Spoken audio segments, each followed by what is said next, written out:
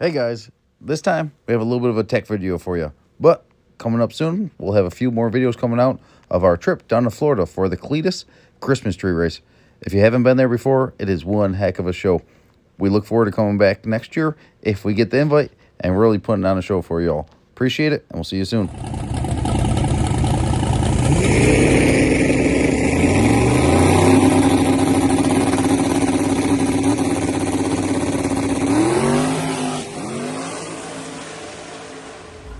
Hey guys, it's Nick from Hustlin' Horsepower, and I'm going to teach you guys how to change the springs on your wastegate at the track. So, what are we going here? We're going to do, that's like 10 pounds, and this is like 6 pounds for the tile springs. We're doing a big one and a small one in here. I have probably like a little 2-pounder in here right now. Just a small inner one in there right now, just because I prefer to have that, just so it gives the valve a little bit of control. It keeps it on the seat, so on and so forth. Some people run 0 spring in it and do it all pneumatically. So how a wastegate works here is there's a diaphragm in here. Let me switch the camera around. That's why we're not YouTube superstars. Let me switch this around for you guys so I can explain a little bit better. All wastegates are essentially the same. Some of them are diaphragms, some of them are more like a piston style with O-rings, but there's a top and a bottom. The top, you have spring and air going to it, and the bottom, you just have your boost to help regulate the diaphragm in there. So whether it's a diaphragm or an O-ring, it's all basically the same. So if this is a 6-pound spring, you put 6 pounds of air pressure on top of it, that adds up to 12 pounds, right? That should essentially give you 12 pounds of back pressure in your exhaust. In an ideal world where your turbo is scaled properly, when I say that, that is generic terms, I guess you could say, because there is reasons to have a big turbo and a small motor, so on and so forth. But in an ideal world, it would be a 1-to-1 ratio. So that 6-pound springs plus 6 pounds of air pressure would give you 12 pounds of back pressure, which would give you 12 pounds of boost. Now, that isn't a ideal world, and of course we do not live in an ideal world. So there's things that we could do, and I'm gonna have to leave those up for you guys to think about what I'm doing with this process. But yeah, there's some cool things that you could do with this if you think outside the box. You can screw up your wastegates really quickly if you don't keep pressure on these if there's a spring in it.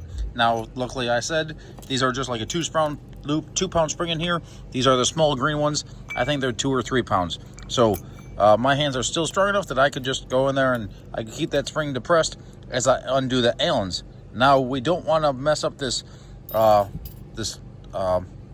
diaphragm here, and when we go to do this, you could put a feeler gauge in here, but as long as this stays seated, we should be in all right shape. So now we're going to go with the blue one. You can see how much larger the blue one is than the green one. We're going to go with the blue inner, and then we're going to go with a blue outer. So it's going to be an inner and an outer spring, so we're stacking the springs. So now we got a 10-pound and a 6-pound, which is going to be 16 pounds of pressure to open up that valve, which means this will not open with, unless it has a minimum of 16 pounds of back pressure in this side of the valve. Now, if we put 4 pounds of dome pressure to it, which we control with the MAC valves and through the EFI system for the boost controller, if you have like a carbureted deal, you might run like something like a leash electronics boost leash controller or something like that. But if we put 4 pounds of air pressure on top of the 16-pound spring, that gives you 20 pounds of back pressure, which would essentially give you 20 pounds of boost in a 1-to-1 ratio. But we're gonna go through here, we're gonna slam this sucker on here. You gotta make sure the top one is seated, the bottom one will seat, and we're gonna slide this underneath our electronic jack right here, and we're gonna slowly press these together. And I tossed down one of my weights here. The reason for that is we could slide the wastegate back and forth a little bit, shimmy it up to line these holes up. Now, on these deals, it is only a single hole on the top. Some of their wastegates have a top and a side port. You got to make sure you orientate those properly so it all your lines and stuff like that still line up. But we don't have to worry about that.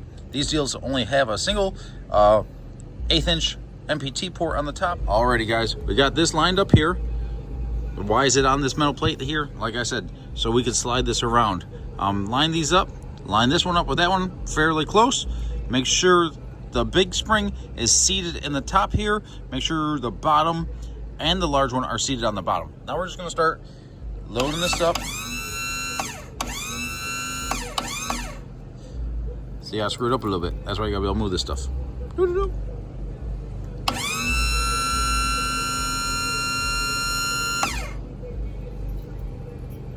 Pretty close.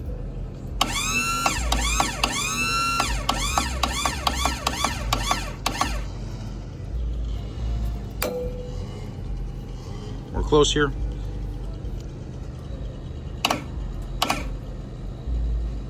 I'm gonna have to use 2 hands here, guys, but I want to get through the process. I don't know if you guys can see it or not, but there is a little bit of an air gap in there. We're gonna take the pressure off of this. Take the pressure off of it. Now we have this little air gap in here. Now we could inspect the diaphragm and make sure the diaphragm isn't going to get pinched in this deal. Everything looks good here. And if need be, we use a little feeler gauge. Actually, it looks like it might be pinched right there. So we go and get our feeler gauges, like a 30 thousandths feeler gauge. You don't want to do something too thin where you could possibly poke it or cut it.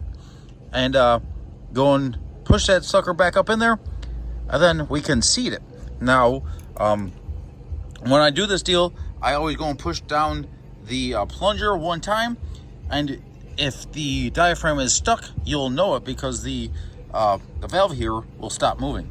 Now, yes, there is a air gap there. This is called a fire ring. This is basically your valve seat. And when it goes on the clamp there, you can see that lip right there. When this tightens up here, it keeps this valve seat here nice and clean. Now, if you have carbon buildup, if you blow up an engine or something like that, sometimes you'll get some carbon buildup there and you'll have some leaks there. So that's always something to look for. Guys, you just go in here with a feeler gauge, boom, boom, boom, boom, and poke that diaphragm in there. And you'll make sure you're good to go and tighten it up a little bit.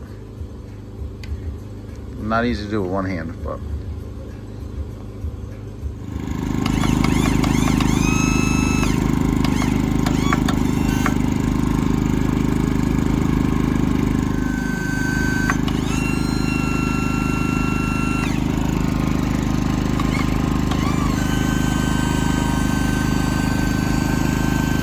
Guys, I'm giving you a little too much information today, but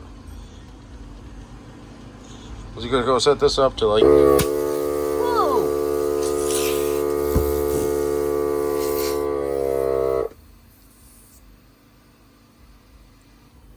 So now, guys, you can hear it is not leaking out the base of it.